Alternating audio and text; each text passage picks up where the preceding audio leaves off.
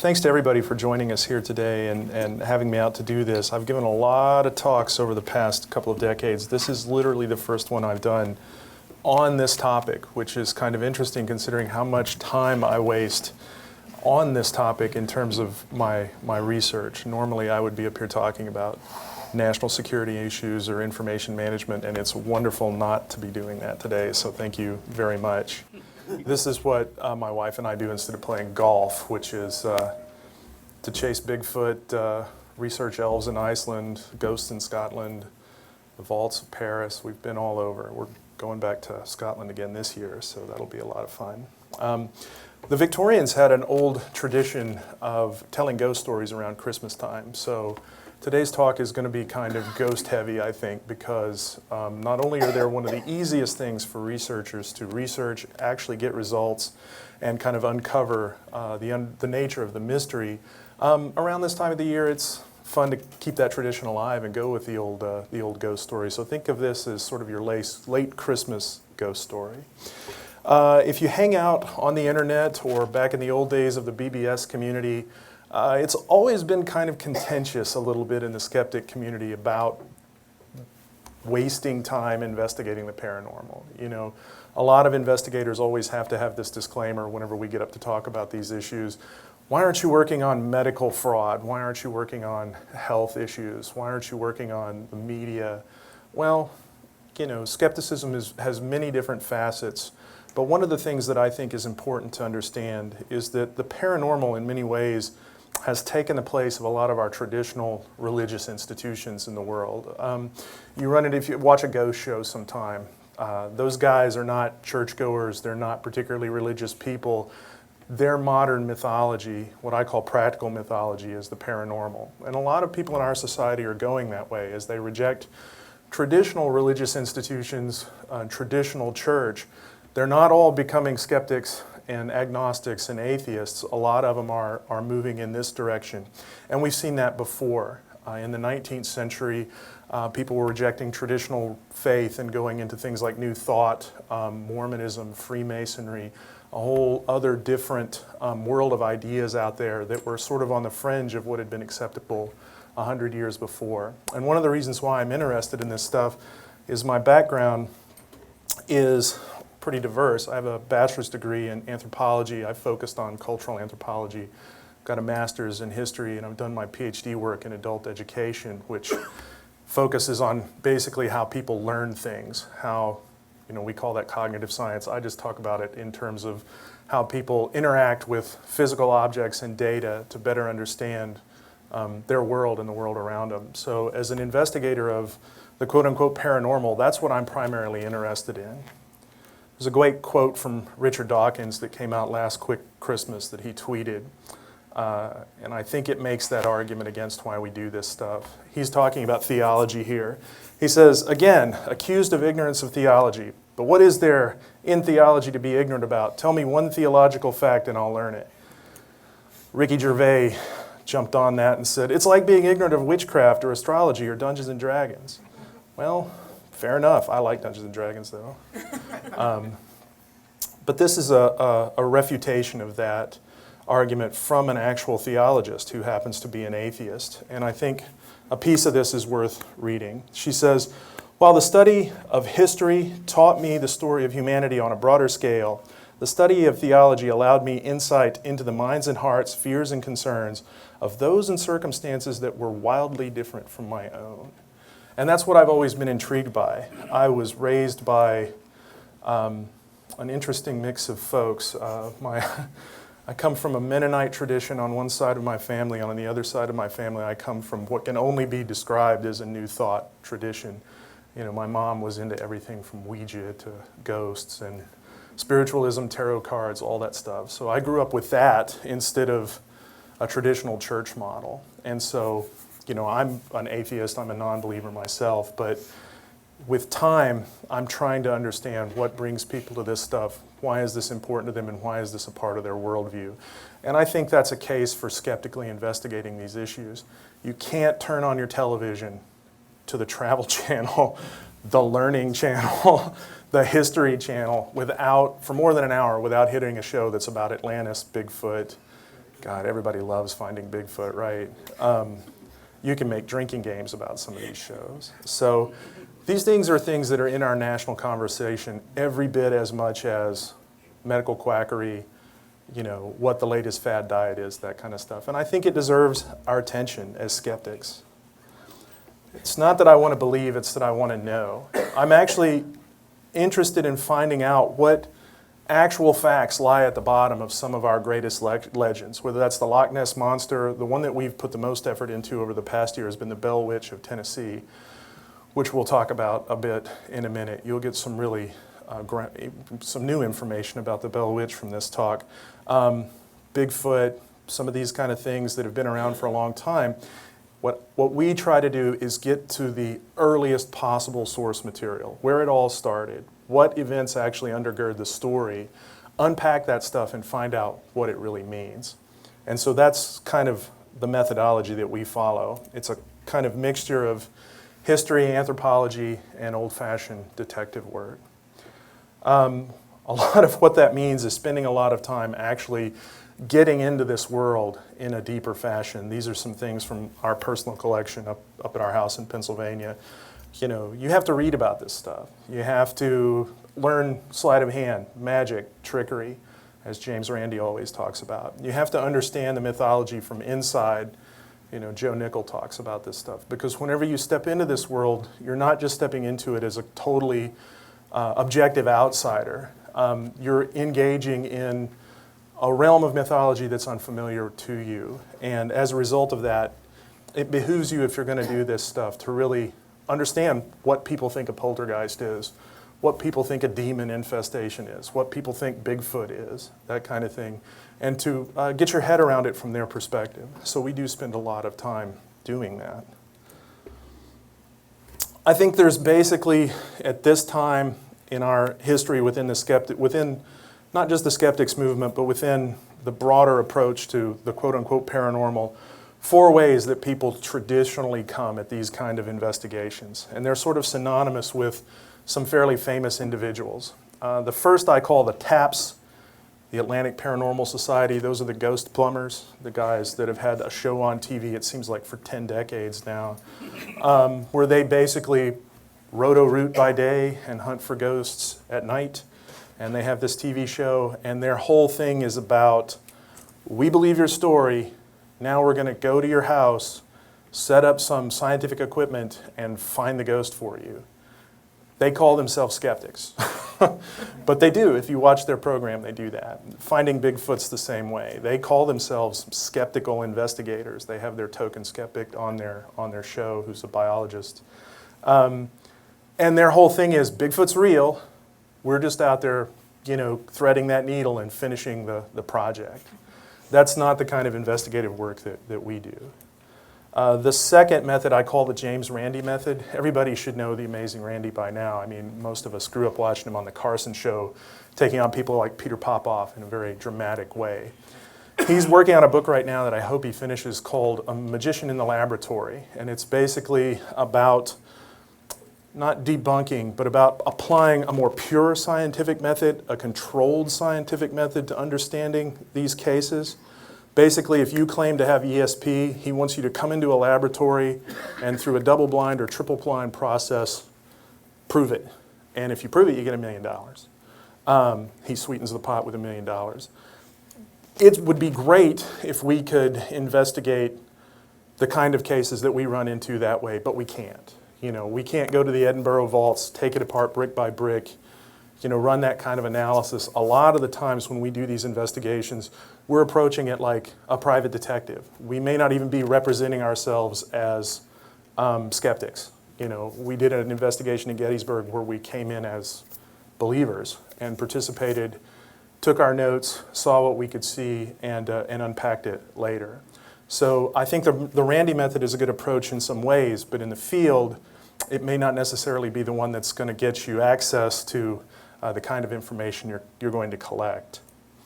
Then there's the Harry Houdini method. This is a great poster from Houdini. Later in his career, he sort of moved away from the escape artist sleight of hand stuff, especially after his mother died, and became a major debunker of spiritualism. He took the exact opposite approach as the Taps in Finding Bigfoot people, which was, this stuff is not real, it's BS. I'm going to go out and take down people. And I'm going to do it in stage shows, I'm going to do it in newspapers, he even did some early film work as America's great debunker, traveled all over the world and did that. So he was convinced there was nothing there to investigate, it was only mysteries that had to be unpacked, solved, and exposed, because the whole thing was fraud.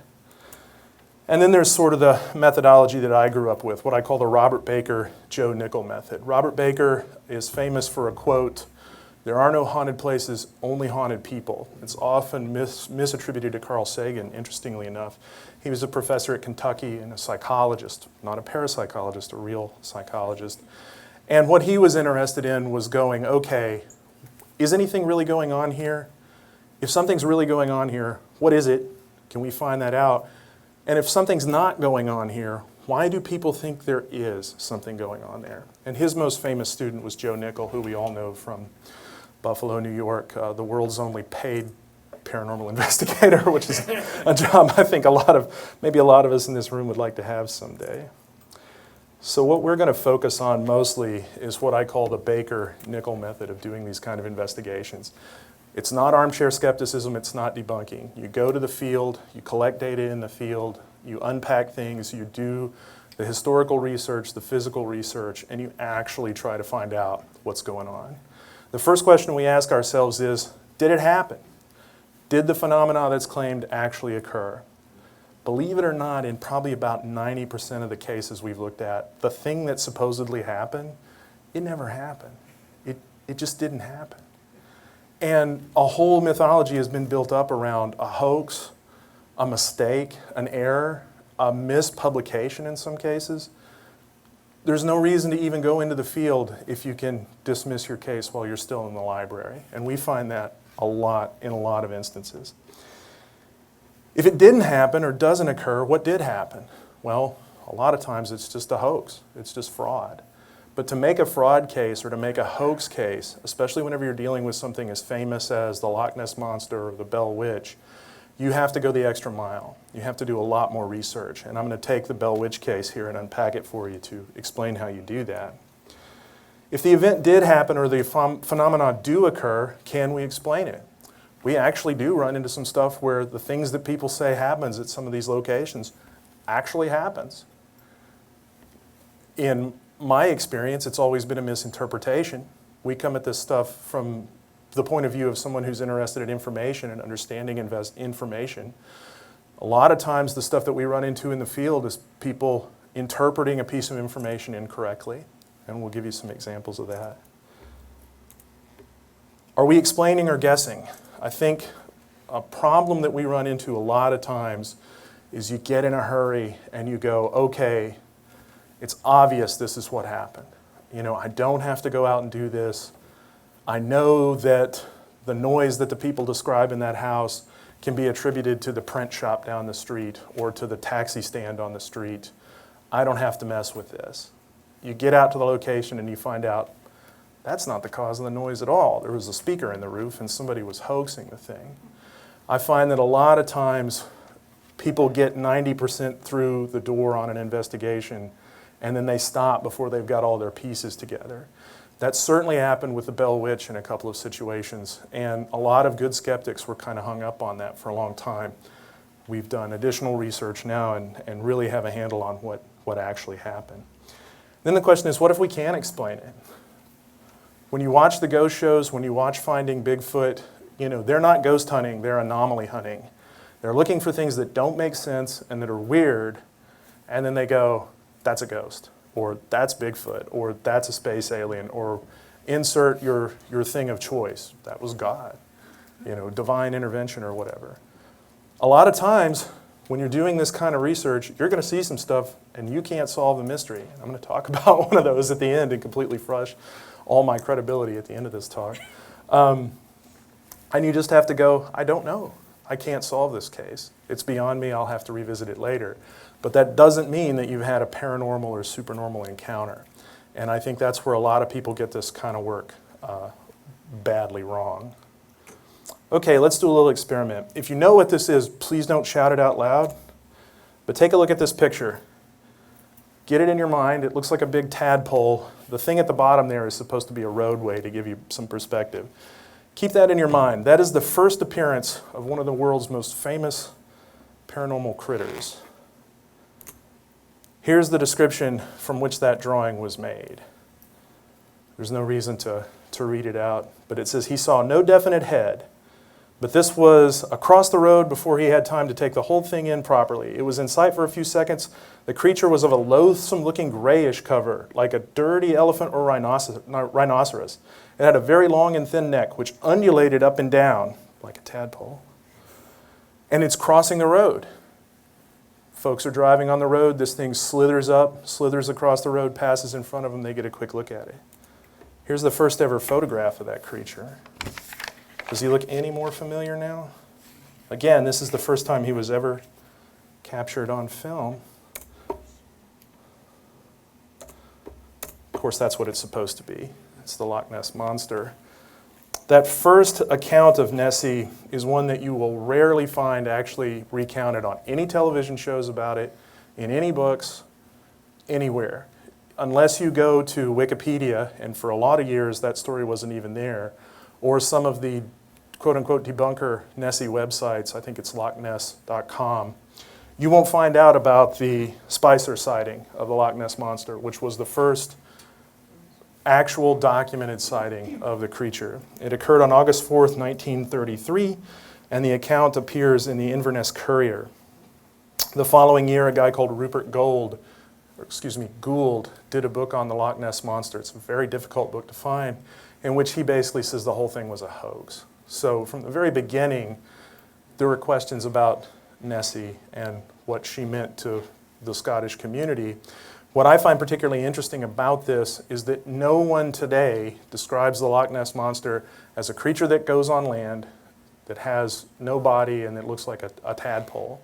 But if you go back to the original sighting and the sighting that followed a month later, they were not in the water, they were on dry land. This was supposed to be a terrestrial creature. Why is that important? Because following the surgeon's photograph that we talked about a little bit there, or that you see a picture of there, Nessie becomes a plesiosaur. She's in the water. She's got a neck that sticks up like no plesiosaur that ever lived. Their necks actually went down below the water. We know that now. We didn't know that in 1934. And she becomes, as a part of our modern zeitgeist, the myth that was created by this fellow, Marmaduke Wetherall. If you don't know who Marmaduke Wetherall is, don't feel bad. He was world famous at the time of the Loch Ness Monster sighting.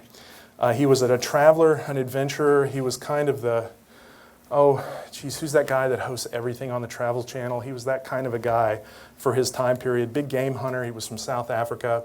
He was hired by the London papers to go out and launch an expedition to find the Loch Ness Monster after the early 1933 sightings. There was a money prize to track down the creature and all this stuff. And Wetherall was caught in the field hoaxing Nessie footprints. He had an elephant leg umbrella stand, like they used to have in Victorian houses, and he was stomping it in the mud up around Fort Augustus, and he got caught and outed and embarrassed, and it destroyed his career. He died shortly thereafter. But we now know that the way he got revenge on the world and on his supposed financial backers was by perpetrating the hoax of the surgeon's photo, which is the photograph that put Nessie, Loch Nessie, in the modern zeitgeist. The surgeon's photo first appeared in the paper on April 21st, 1934. It was supposedly taken by a gynecologist named Robert Kenneth Wilson. In 1975, when at the same time Leonard Nimoy was doing his special on the Loch Ness Monster, the Sunday Telegraph debunked the whole thing. They solved the case. They went back to those early sightings. They unearthed people who knew Wetherall, knew him to be a hoaxer, busted the whole thing. But by that time, the Nimoy show was on. People were making movies about the Loch Ness Monster, and that particular image that we see here had gone into the global cultural zeitgeist. It would not be for another 30 years that the surgeon's photo was finally debunked and outed by people who knew about the hoax. So in the case of, this is, by the way, where that original sighting was supposed to have taken place. One of the reasons why I like to talk about Loch Ness is if you haven't been there, it's very difficult to get an appreciation for how not mysterious it is. I grew up watching, the Leonard Nimoy show and, all these great TV shows. Loch Ness is portrayed like it's in the Arctic Circle in the middle of nowhere with no human beings around it that you can't get access to, and it's always fog covered and cloudy. I can swim across it in many places, and I'm not a good swimmer if it's warm enough. There are thousands of people that live on the shores of this thing, and tens, if not hundreds of thousands of tourists there. The day we visited Urquhart Castle, it was pouring rain, and a boat shows up out of nowhere with 100 German tourists on it. I mean, this would literally be like trying to hide a mysterious monster. I mean, the Chesapeake's not even close, in essentially your bathtub. It's not big enough, it's not deep enough, it's not old enough. There's literally no reason other than the fact that people like this story, and it makes a lot of money for the local community that it continues. There's an interesting character who lives near Inverness, who left his wife and children about 20 years ago after having a Nessie sighting, bought a trailer near Inverness on the coast, and he makes little Nessie figurines out of clay in his part-time that he sells to you. And then he gets up, walks outside with his clipboard every so often, looks out across the water, no monster. Goes back in, makes some more clay figures, goes out, no monster. All day long, every day. It's become his full-time reason for existing. It's his mission in life, it's his religion, it's become his career. One of the things that we find consistently amongst these cases when we investigate them is that for a lot of people that take this stuff really seriously, this becomes their thing. It's their passion, it's the thing that gave them direction in their life. The guy who hosts that show Ghost Adventures, Zach Bagans, he did a book a couple of years ago where he actually says in the first chapter, I was depressed, I couldn't stay in a relationship, I was suicidal, I couldn't get my stuff together, couldn't figure out my career until I saw a ghost. And when I saw that first ghost, the whole world started to make sense to me. We find that with Bigfoot people, with Nessie people, with all kinds of folks that we talk to. This becomes the thing that gets their pants on in the morning. And sadly, it's my thing too, so I'm not going to be too hard on these folks. Urquhart Castle is a ruin now. It's a great place, but one of the things that's really good to know about it is that pretty much all the records of the castle still survive. You go through the records of the castle, there's no records of a monster. There are some legends of St. Columba having fought a serpent in the area around, nowhere near Loch Ness, but actually over in the Outer Hebrides in the 5th century. There's the story of the Lambton Worm a little further south near Devon. There's King George and the Dragon, that story as well. But there's no Loch Ness stories until they build the Inverness Ring Road and the Spicers see that first monster in 1933. If you get back to the original story, the whole mythology begins to collapse. And we find that continuously, time after time after time. This is the castle, by the way, on a sunny day. I want to draw your attention to this picture because a couple of people have sort of figured out what these Nessie sightings are. Loch Ness is super deep, and it's shaped like a V, and the wind whips down that thing at incredible rates. Up on the road, it can be still. You go down into the valley, and it'll take the hat off your head. The way the winds blow there, it creates riptides and strange currents that make these kind of oily, rolling waves. It also will cause things like logs and debris to move the opposite direction of the channel, of the gravity of the loch. And so if you go there, you'll see weird things. One of the things that we want to do when we go back to Scotland this year is recreate some of the famous Nessie photos that are obviously logs, rolling waves, that kind of stuff. Because if you stand around long enough and you focus in close enough, you can turn almost any Loch Ness wave into a Loch Ness Monster with a little bit of effort. There's that first picture. Once you put it against the loch, it becomes pretty obvious that that's probably a wave. You can even see the wind blowing across the top of it. Now this is a case where I was asked to look into this by Skeptic Magazine about a year ago. I told them, I'll take a look at it for a month and I'll come back to you with an article. It's been a year now. And we actually started investigating the Bell Witch, oh Lord, about 1994, whenever we kind of first heard about it. It's known as popularly as America's most famous haunting, and it probably is, just because people talk about it so much, and it's a money-making dude. You can go to thebellwitchstore.com and buy all your Bell Witch t-shirts, mugs, hoodies, all that stuff. There's been a couple of movies made about it. It was the inspiration for the Blair Witch Project, which was filmed right up the road here in Maryland. A lot of ghost stories. This is like one of the big, if you're familiar with folklore, kind of stories that gets recycled again and again and again. It's the archetypal poltergeist story. It also didn't happen. And that's the most fun. They even did a music fest this year.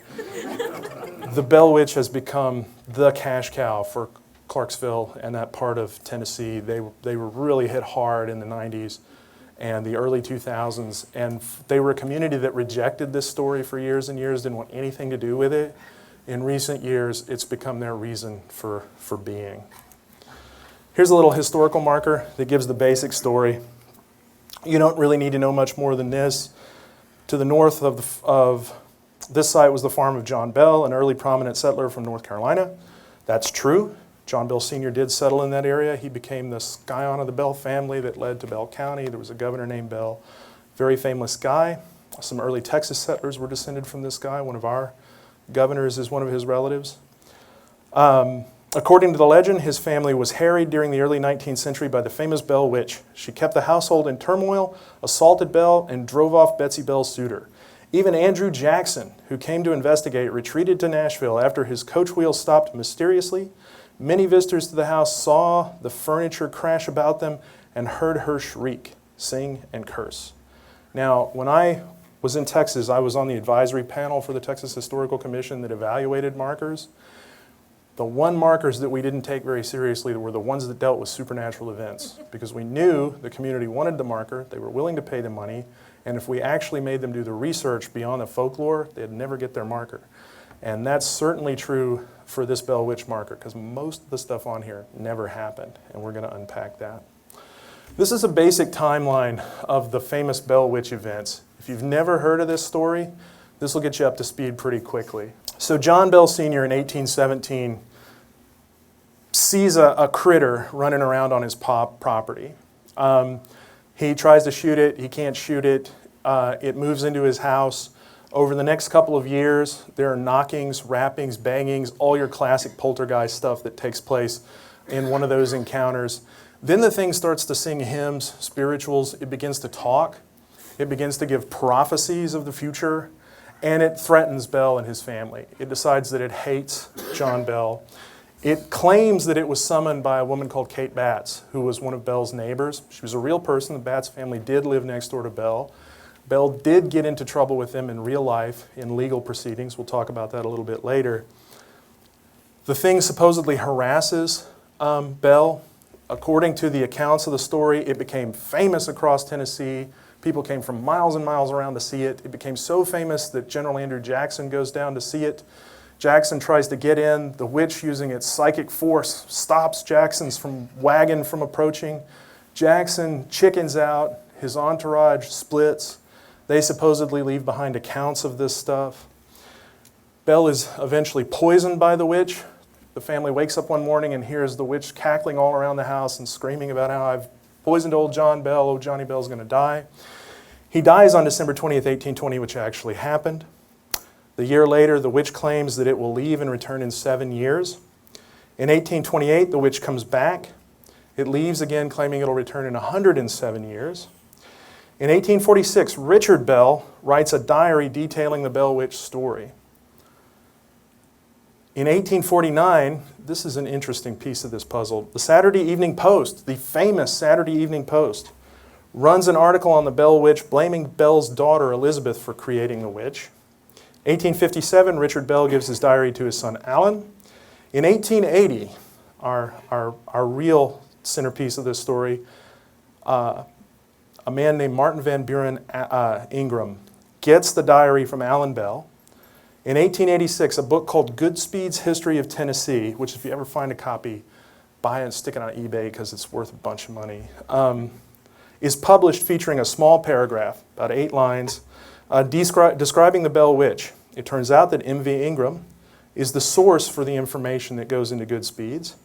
In 1894, Ingram publishes his own book about the Bell Witch called An Authenticated History of the Bell Witch. In 1934, an offshoot descendant of John Bell named Dr. Charles Bailey Bell publishes the book The Bell Witch, A Mysterious Spirit. In this, the witch gives her account of the future, supposedly from the past, where she predicts the Civil War, the First World War, the rise of the Nazis, the invention of automobiles, all kinds of wonderful stuff. It reads like an H.G. Wells story. There are, if you really unpack it, and I promise you, unpacking this is probably close to 200 or 300 man-hours of research. There are only 3 sources of information for the Bell Witch story. Goodspeed's History of Tennessee, Martin Van Buren Ingram's book, which is popularly known in the literature as the Red Book, which came out in 1894, and then the Charles Bailey Bell book, A Mysterious Spirit, which came out in 1934. If you do a Google search on this or an OCLC first search on this, you're going to get thousands and thousands of articles about it. The Nashville Public Library has a vertical file this fat full of stuff about the Bell Witch. All of the stories that are told, all the publications, whether they cite sources or not, come back to these 3 books. There's no sources for this story that predate Goodspeed's history, period.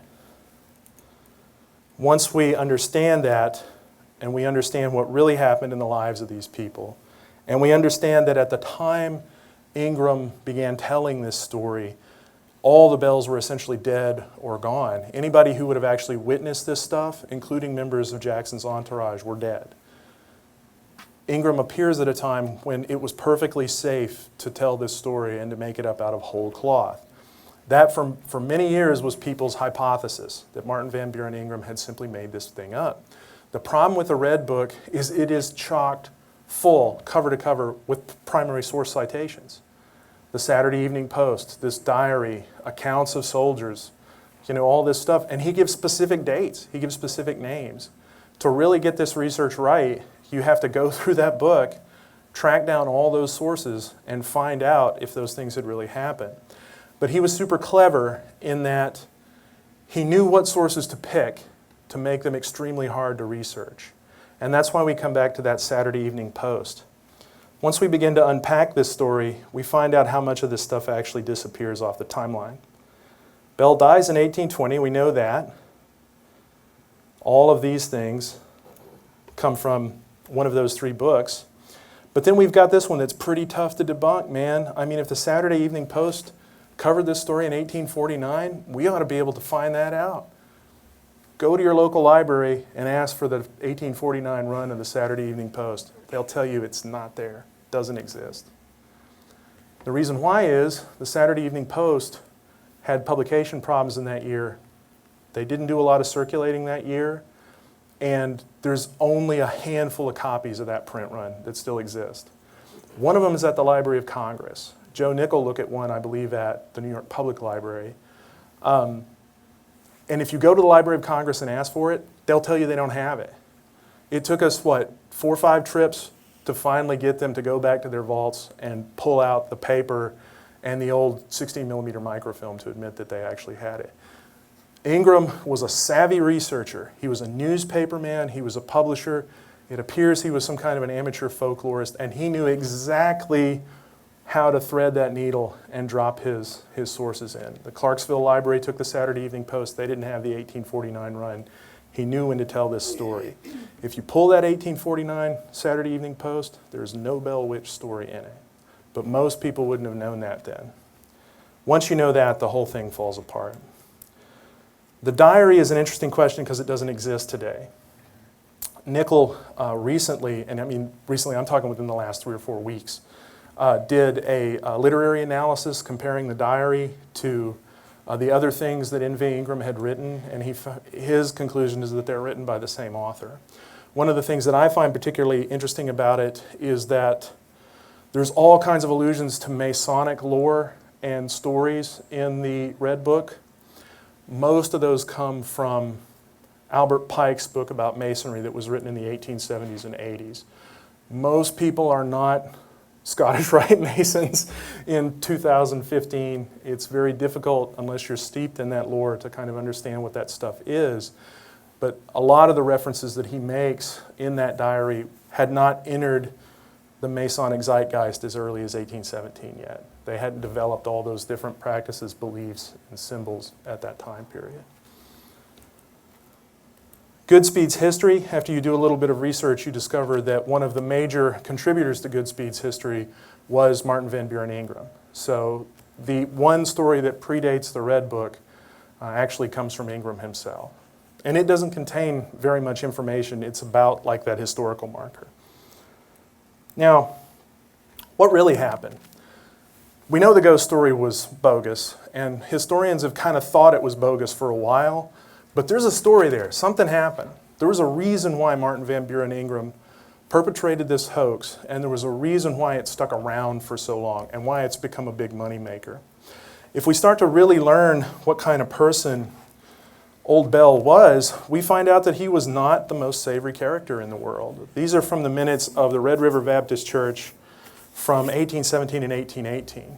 Ingram was convicted of usury in both the local court system there, and he was excommunicated from his church. It was a pretty serious deal for basically making loans and charging exorbitant unfair interest, which was a crime in Tennessee at that time period. We can debate whether it should still be a crime. And the person that he committed usury against was the Batts family, the people who supposedly created the witch. We know that a lot of this stuff is told in that Goodspeed's history. We can therefore conclude that Ingram was actually doing a lot of local research. He was looking into genealogies as he was compiling that book, and he probably came across these stories. 1894 is a pivotal year for the Bell Witch. That's the year that the Martin Van Buren Ingram book appears in print. It's also the height of the late American spiritual revival. If you go back to this time period, we're going to talk about another case later that took place during the Great Airship Flap, same time period. The burned over district of New York, there's psychics, there's mediums. Conan Doyle is doing his thing. This is during the Sherlock Holmes hiatus where he's doing all of his spiritual research. You can't turn a page in a newspaper without a ghost story, without Dickens. M.R. James begins writing his ghost stories about this time. This is the height of that movement and that era of popularity entering the zeitgeist. So if you're going to want to publish a book and make some real green stuff, 1894 is a good year to do it, because this is the time probably the most famous ghost story in world history gets its publication, the Cock Lane Ghost of London, which happened in the 1700s. A guy named Andrew Lang wrote this book, Cock Lane and Common Sense, in which he claims to debunk the story. It's the books, I've got a copy of it, I've got a first edition copy of it, in fact. It's TAPS level debunking. It's like, I'm going to tell you this cool ghost story, I'm going to get into it in great detail. Oh, it probably didn't happen. So it was meant to be a fairly astounding story. What's interesting about it is that it's the same story as the Bell Witch. It's exactly the same story. In 1762, at Cock Lane, and this is documented, this actually happened in 1762, not the ghost part, a guy named William Kent, a convicted usurer, gets in trouble with his neighbor, a guy named Richard Parsons, and his daughter Elizabeth Parsons over a dubious loan. And A voice appears in the night, knockings, rappings, singing hymns, the whole thing. A supposed ghost moves in.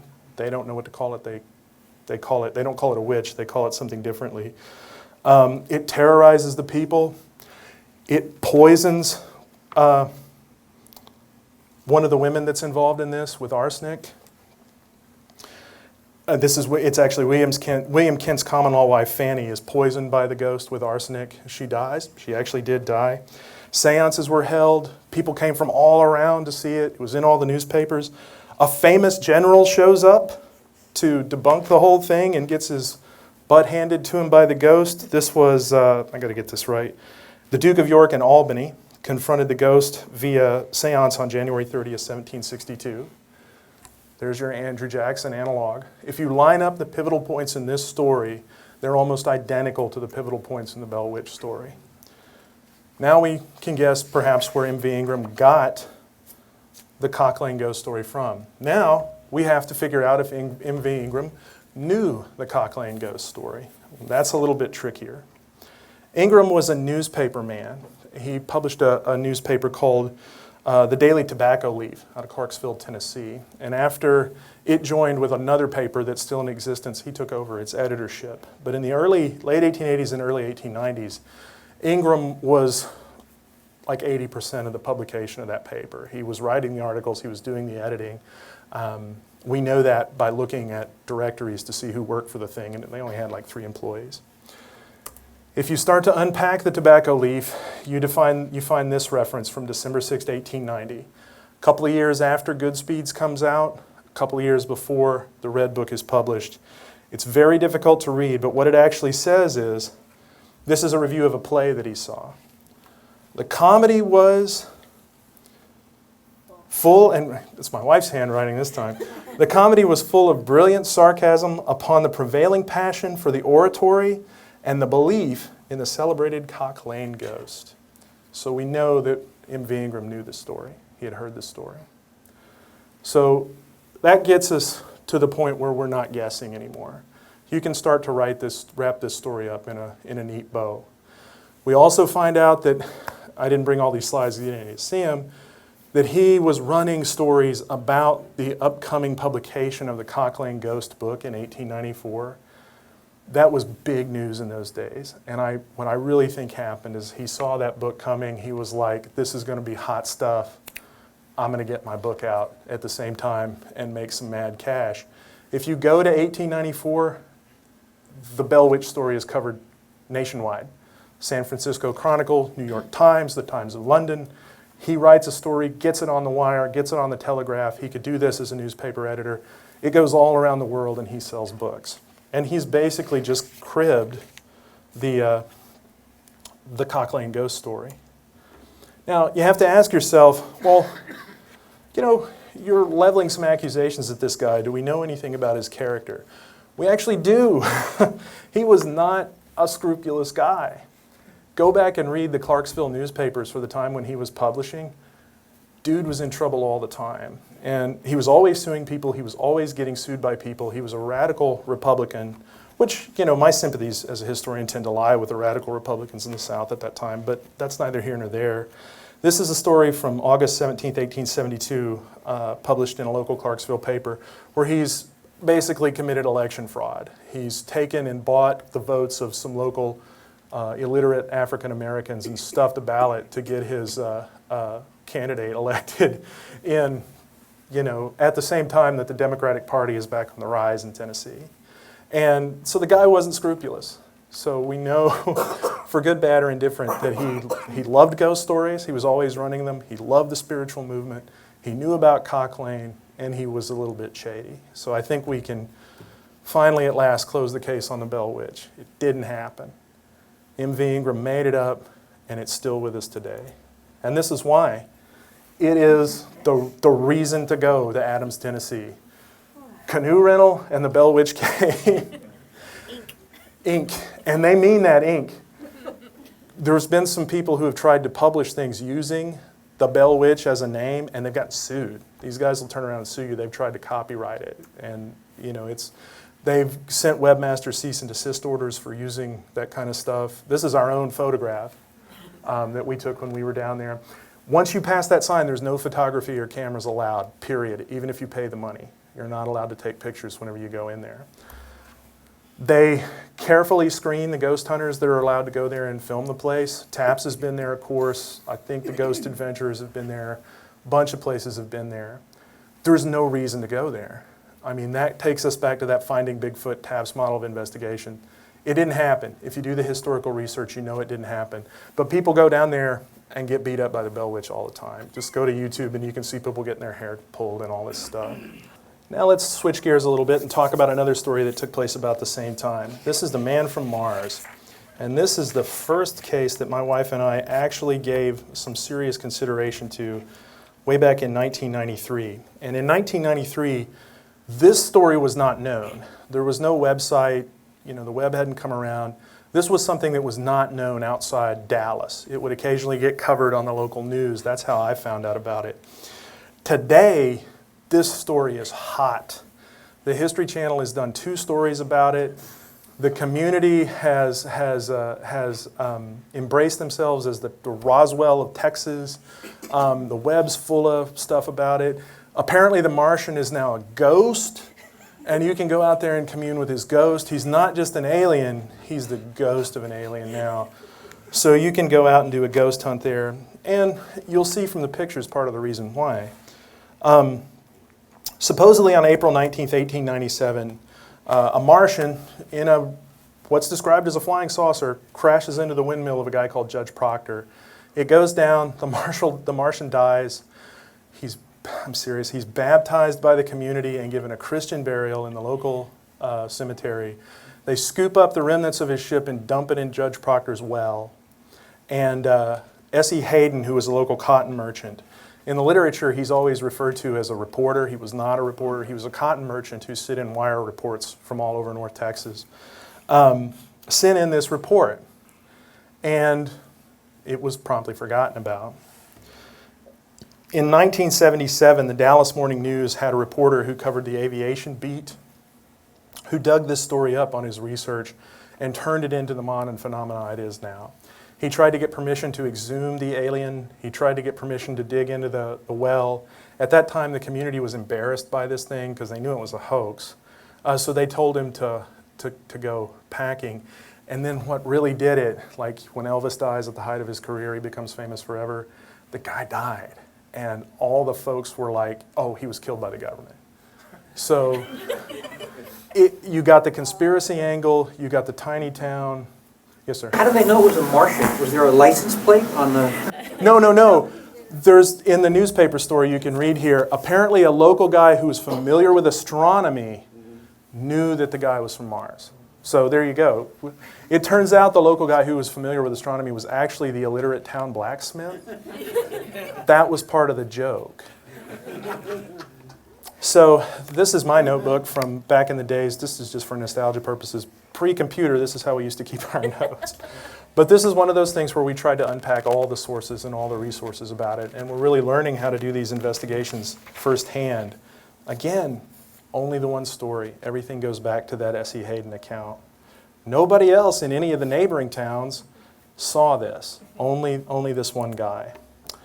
We didn't have to do much investigation because it turned out that this guy named Wallace O. Cheriton, again, if you find this book, grab it and sell it because it's worth a lot of money now, totally debunked this thing. He had done a great book already in the 80s that completely put this deal to bed. This took place during what was called the Great Airship Flap. And what happened in the late 1800s, 1880s, 1890s, about the time Jules Verne, H.G. Wells, and some other European writers were writing about trips to Mars and the moon, people started seeing what we would today call UFOs. But they thought they were zeppelins, balloons, lighter than aircraft. Lighter than aircraft were becoming a thing, and people started to see them flying over their town. Originally, the stories related to military experiments, or a German baron supposedly built one of these things and was flying it over Gainesville, Texas. Then it became spacemen. Sometimes it was angels. They were sometimes flying in the airships. And up and down the wires across the South and the Midwest, everybody got in on it. for about a period of about 2 years, everybody was making up a story and sending it up and down the telegraph services. It got so big that the Dallas Morning News eventually did a highlight reel of all their favorite airship flap stories and put them all together and lined them up. And it was fun. It was like BuzzFeed for the 1890s, you know. And the problem is that we all grew up in an era where the news was supposed to be real, though maybe that's passing away now. So if you were looking at these things from the perspective of somebody that grew up with Cronkite, you know, you thought, well, this was the news, this is the truth. Not understanding that the news in the Victorian era was supposed to be much about having a good time as telling the truth. So Wallace Sheridan solved this mystery way back. All we got to do was go out, take some cool pictures, and start our adventure in paranormal investigation. But I'm glad I took those pictures. When you do this stuff, keep your notes, take your pictures, finish your investigation, even if somebody else has done it. Because the one thing we've learned is that these cases are moving targets. They never go away, no matter how successfully you debunk them. Right before one of those, the 2005 History Channel production, UFO Files, profiled the Aurora spacecraft crash, MUFON, the Mutual UFO Network out of Dallas, showed up and took pictures of the gravestone. Here it is. See the cigar-shaped spacecraft and the 3 lights on the side? And it tops the place where the spaceman is supposedly buried. This is now on TV. This is now part of the legend. This is the tombstone, according to the folklore. Here's a picture of it from Roadside America in 2012. Big old oak tree, the historical marker back here. Here's the tombstone. Here's the picture we took in 1993. There's no tombstone. People weren't investigating this thing back then, so there's just not a lot of records of people looking into it in a skeptical way at that time period. But obviously it didn't happen. This is something that MUFON, or the people representing MUFON, cooked up, and now it's gone into the folklore. And these stories just continue to change and evolve. You get national media involved. In the 90s, when we went into the Dairy Queen and had lunch and asked where this cemetery was, people were like, no. We literally had to drive around and find it. If you go there now, they're like, oh yeah, here's where it is. Stay at our Aurora Spaceman Hotel. Just in that time period, their attitude towards this is completely changed. You want to film a TV show? Come on in, you know. This is another case that I like to talk about. We can put the spaceman to bed and talk about some things that really happen. It was tough to pick cases based on events that are actually documented that you can actually go out in the field and identify, because so many of them, it's like doing a magic trick. Once you reveal what really the thing is, it seems like it was just common sense all along. Like, I thought about talking about the Edinburgh Vaults, which I'm just going to mention. I don't have a slide for it. The Edinburgh Vaults is supposedly one of the most haunted places in the world right now. When they built the roads in Edinburgh, Edinburgh's up a mountain, and they built these long roadways, and to hold the roads up, they had to put in vaulted ceilings. Underneath those vaulted ceilings, they, being pecuniary Scotsmen, carved that out as real estate. And there were businesses in there, people lived in there. Over the period of the 18th and 19th century, they became slums. And then eventually they boarded them up and sealed them all up. In the 80s, business owners along the high street and in that area were remodeling their businesses and discovered the vaults were still there. So a company bought them and began running historic tours of the Edinburgh Vaults.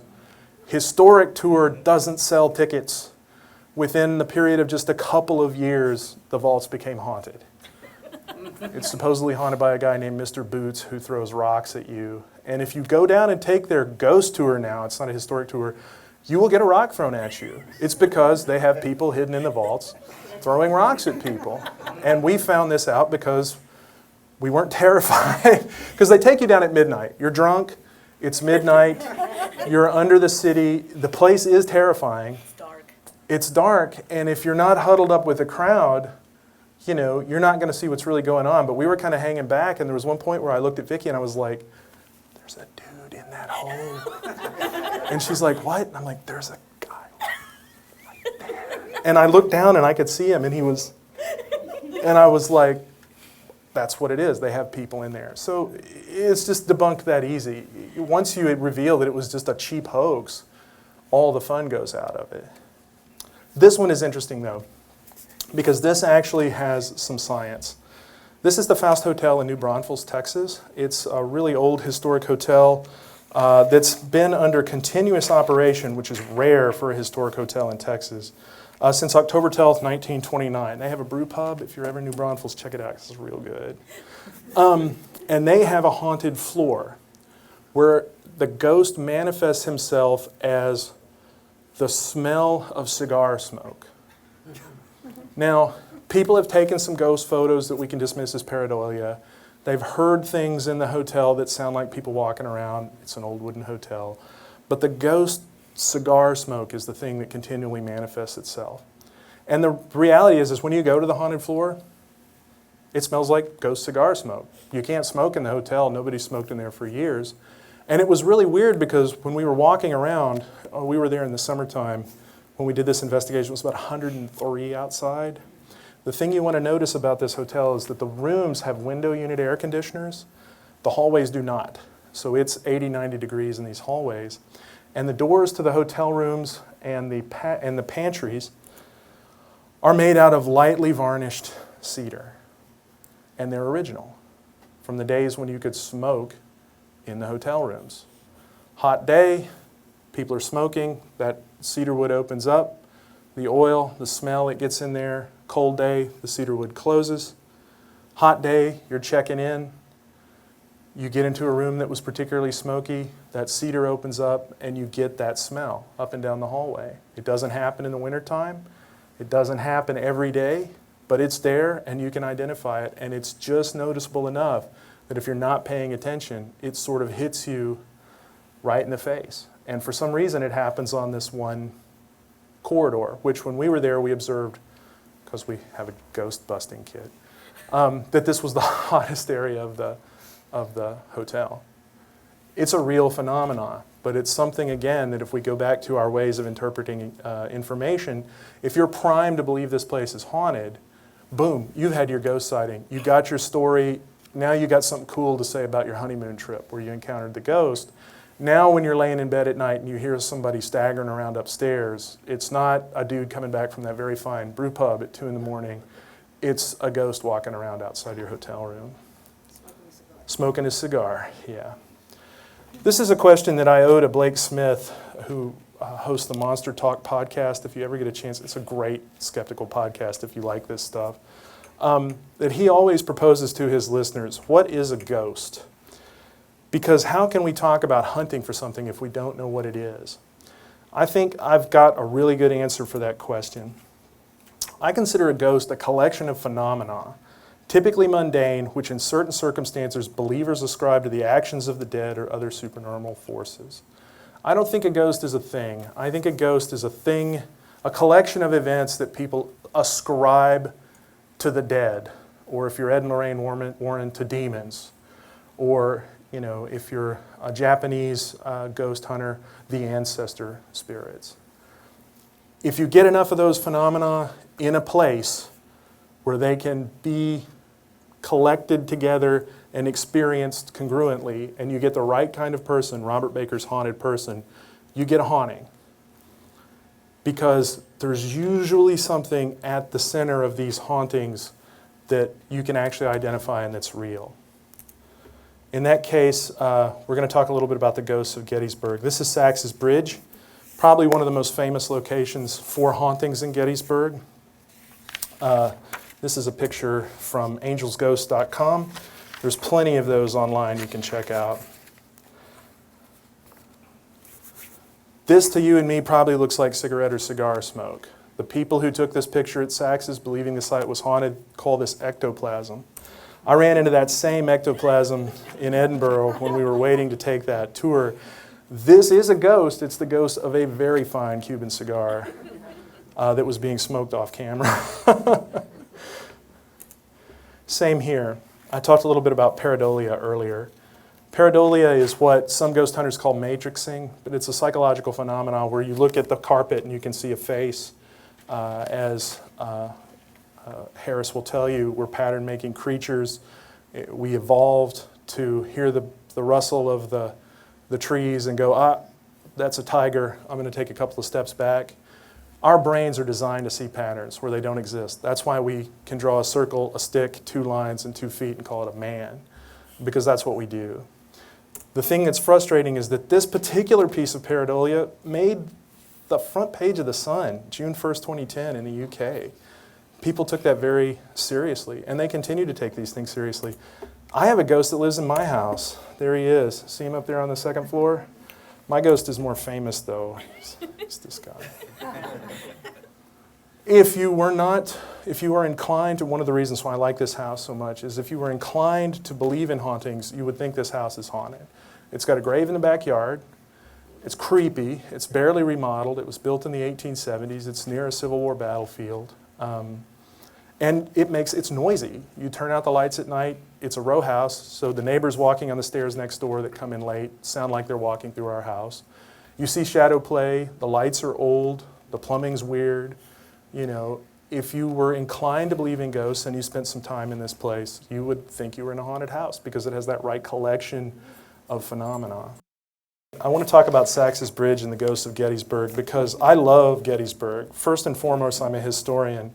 And Vicki and I don't just work on these kind of mysteries. We're actually working on a serious paper about Gettysburg right now and some historical research. So one of the reasons why we chose to move to Pennsylvania on the weekends is to be closer to the battlefield. Sax's Bridge was built around 1854. It's not actually in Gettysburg, it's right outside. It's famous to the war because it was used by the I Corps of the Union Army as they marched on to what would become the battlefield later on in '63. But today, it's most famous for being haunted. And the hauntings manifest themselves in a very specific way. They're voices. When you go out there and you stand in the middle of the bridge, you can hear people talking. You can hear gunshots. You can hear strange sounds, steps, people walking, all kinds of stuff. And if you go there, on the right kind of day, you'll hear it, I promise. People have got YouTube video of it happening. They also see the cigarette ectoplasm, but the earliest ghost stories related to the place started with audio manifestations, which is what, if you watch the ghost shows, everybody wants, so-called EVP, electronic voice phenomenon. You take your recorder out to Sax's Bridge and you'll record Class A, quote-unquote EVP. But there's a reason it happens, because it actually does happen. It's not your imagination. Sax's Bridge is a whispering gallery. That's what it is. You know, if you go to the Capitol or to the Great Dome at St. George's, there are places where you can stand and someone can barely talk, and you can hear them as if they're whispering right in your ear, all the way on the other side. Sax's Bridge does that for you, but it has a really long range. This is where Sax's is located. We did a lot of experimentation. And there are 2 spots that create the Whispering Gallery. One is here, along Red Rock Road, and there's a really cantankerous farmer that lives here who'll shoot anything that moves. In fact, the day we did the experiment, he was out just randomly blasting things and stomping around. And when we were there, on the bridge, the day we did the experiment, we heard gunshots, we heard talking, we heard walking. When Vicki got in the car and went down to where that was, she came across the dude, and that's what he was doing, and we could hear him on the bridge just like he was standing next to us. So I got her to try some experiments, honking the horn, talking. It all happened in real time with just a little bit of delay. Here's the other spot. Between the top 0 and the bottom 0 is exactly 2 miles. It's 2 miles. It's an enormous distance. The thing you have to remember about this area is these fields on any given day in the summertime are loaded up with reenactors. There's always people there doing Civil War reenactment. If you're over at the Gettysburg battlefield, you can't hear any of that stuff. But if you're hanging out in these fields that are downline from Sax's, it creates that whispering gallery effect. It makes perfect sense when you see the bridge because it creates a perfect tunnel in the geology. It's rounded. It's a main line between these points that you can follow. And it's fascinating. I mean, you can actually go out there, try this experiment, and you'll get results. It's the real deal. And it's tricking people who go on these ghost tours into believing that the site's haunted. It's a trick of the geology that makes this place kind of special. So there is actually a phenomenon there at the base of it. If you were unscrupulous and you knew this, and I'm not saying anybody is, but if you did figure this out, this would be the ideal place to pull a hoax. And that's what's going to bring me to the next one, which is another phenomenon, even more famous than Sax's, called the Screaming Tunnel of Niagara Falls. This site is so famous that even the librarians have got in on the tourism. And this is something, my wife's a librarian. Librarians are typically fairly level-headed folks. They're not generally in the business of advocating or advertising the local nonsense. But in this case, the Screaming Woman of Niagara is pretty famous. It's so famous, in fact, that David Cronenberg, you guys know him, the director, he filmed a scene of the movie Dead Zone there. So there's actually a scene where they go into this tunnel. That's filmed at this site. We talked a little bit about, in the beginning, about places where teenagers go to scare themselves. That appears to be how this got started a couple of decades ago. Supposedly a woman burned, was raped. The story is really dramatic.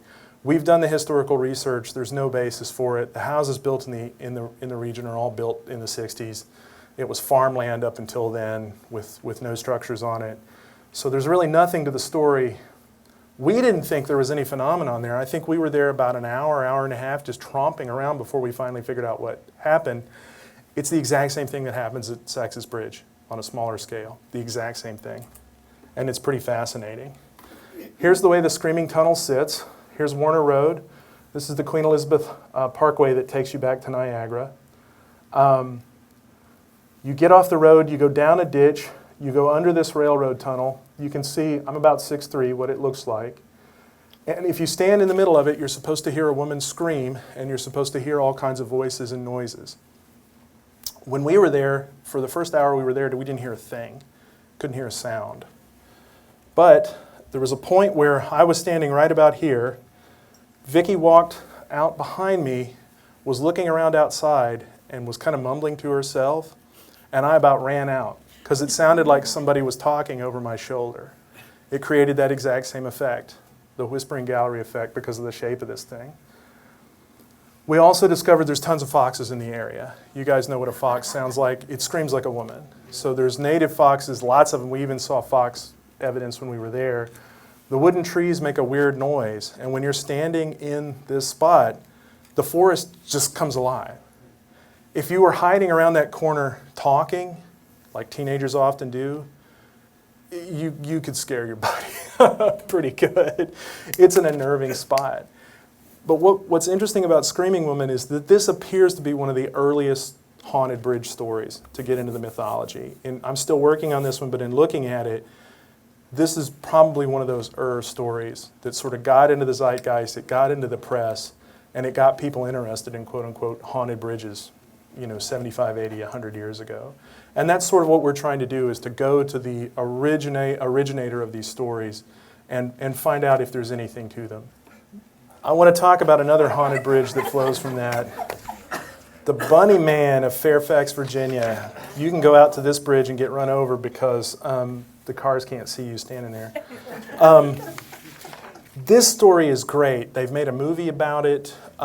It is still active high school teenage lore. The day we drove out there a couple of years ago, there were actually teenagers there checking the place out. It's still in the lore. The best thing about the Bunny Man story is it's real. It happened. Supposedly, if you go out there, park off the side of the road, a mutant rabbit human will come up on you and chop your car with an axe and try to kill you. Supposedly, he's an escapee from a mental asylum that burned down in 1909, and now he's either a ghost or the surviving mutant, and he hangs out there and he harasses young people. A librarian and archivist with Fairfax County named Brian Conley was doing a folklore project a number of years ago and kept hearing this story over and over again, always told with some very specific characteristics, and always told by people of a certain age. The old folks didn't know this story. It was told by high schoolers and people who were in college. So he really did one of the best pieces of skeptical research I've ever seen. You can go online, and I suggest you do, and read his paper that he published at the library's website on the Bunny Man.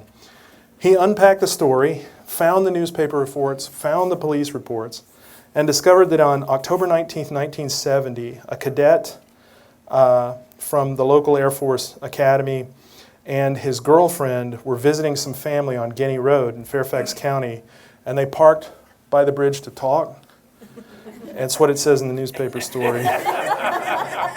And suddenly, a guy in a bunny suit jumped out and chopped their car with an axe, screamed about trespassing, and scared them off. From October to November of 1970, those attacks happened regularly. They're documented in police reports, they're documented in the news. Finally, a security guard named Paul Phillips tracked the Bunny Man down. He was a dude that lived in the area, talked to him, and he said that he was angry at the neighborhood construction that was going on. This was at the time they were building houses, and he was trying to scare away trespassers. After that last story, the Bunny Man kind of goes away, fades away from fact, becomes legend, and now they make independent movies about the mutant Bunny Man.